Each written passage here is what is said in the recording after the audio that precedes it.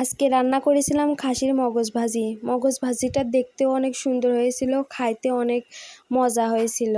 আর আমি যেহেতু ভিডিও করি সেহেতু ঘুরতে যাওয়া, রান্না করা, যা যা করি আমি সেইগুলা নিয়েই ভিডিও করি।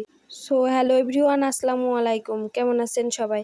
আশা করি সবাই ভালো আছেন। আমিও আলহামদুলিল্লাহ ভালো আছি। মূল ভিডিও শুরু করার আগে বলে রাখি, আমার পেজে যারা নতুন অবশ্যই আমার পেজটাকে ফলো দিয়ে পাশে থাকবেন এবং আমার ভিডিও যদি ভালো লাগে অবশ্যই লাইক, কমেন্ট অ্যান্ড শেয়ার করবেন। ধন্যবাদ। এইবার রেসিপিতে ফিরে আসি। প্রথমে আমি রসুনগুলা বেটে নিব। আপনারা চাইলে রসুনগুলা মিহি করেও বাটতে পারেন বা থেতলিয়ে নিতে পারেন, অথবা কুচি কুচি করে কেটে নিতে পারেন। আমি এইখানে রসুনগুলা থেতলিয়ে নিয়েছি, তারপরে পেঁয়াজগুলা কুচি করে নিয়েছি। এখানে আমি সব কিছু গুছিয়ে নিয়েছি।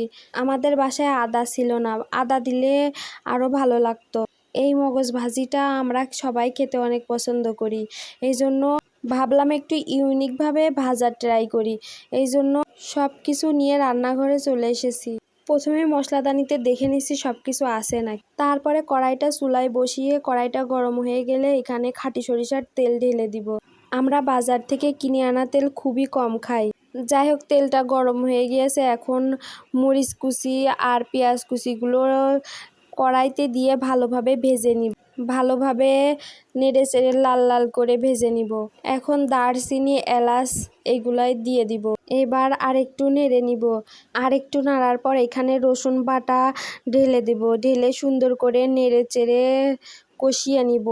আমি ভিডিও করি, এইটা নিয়ে যাদের চুলকানি আছে তারা আমার ভিডিওটা স্কিপ করবেন, বিশেষ করে আমার পাড়া প্রতিবেশীরা, আমার মায়ের বাড়ির। যাই হোক, এখানে হলুদ গুঁড়া, মরিচ গুঁড়া, লবণ সব কিছু দিয়ে নিব। দিয়ে ভালোভাবে নেড়ে চেড়ে আর একটু কষিয়ে নিব। এখন মগজগুলা ঢেলে দিব। ঢেলে ভালোভাবে নেড়ে নেড়ে রান্না করে নিব। মগজগুলা কিন্তু নেড়ে চেড়ে ভেঙে নিতে হবে, ভেঙে ভেঙে একদম মিহি করে নিতে হবে। এই সময়টাই অনেক সুন্দর সেন্ট আসছিল রান্নাটা এখনও পুরোপুরি শেষই হয়নি, তাই এত সুন্দর দেখতে লাগছে। তাইলে পুরোটা শেষ হলে কত সুন্দর লাগবে, আমি সেইটাই ভাবছিলাম। এখানে রান্না শেষে জিরা গুঁড়া দিয়ে দিব।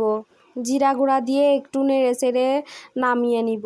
যাই হোক, আজকের রেসিপিটা কেমন লাগলো আপনাদের কাছে অবশ্যই কমেন্টে জানাবেন।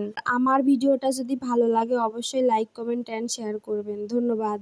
সবাই ভালো থাকবেন। আল্লাহ হাফেজ এবং আসসালামু আলাইকুম।